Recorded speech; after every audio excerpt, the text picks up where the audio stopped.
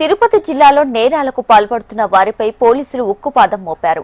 శాంతి భద్రతలకు విఘాతం కలిగిస్తున్న 6 ప్రముఖ నేరగాళ్లపై పీడీ యాక్ట్ను నమోదు చేసినట్లు జిల్లా ఎస్పీ సుబ్బరాయుడు స్పష్టం చేశారు.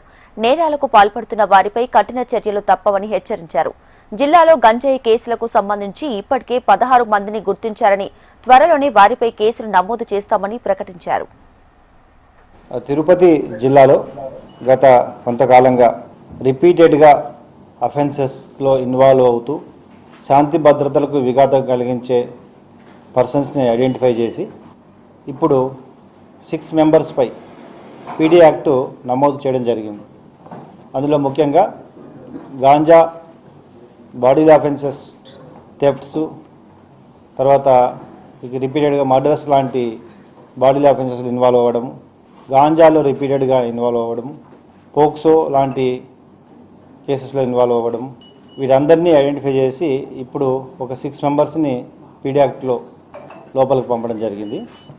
ఈ చర్య ద్వారా ఎవరైతే శాంతి భద్రతలకు విఘాతం కలిగిస్తూ రిపీటెడ్గా అఫెన్సెస్లో ఇన్వాల్వ్ అవుతారో వారిపై ఇంకా కొంత లిస్ట్ని ప్రిపేర్ చేసి తర్వాత కాలంలో వారిపై కూడా చట్టపరంగా ఈ పీడీ యాక్ట్ ఇంప్లిమెంట్ చేయడం జరుగుతుంది.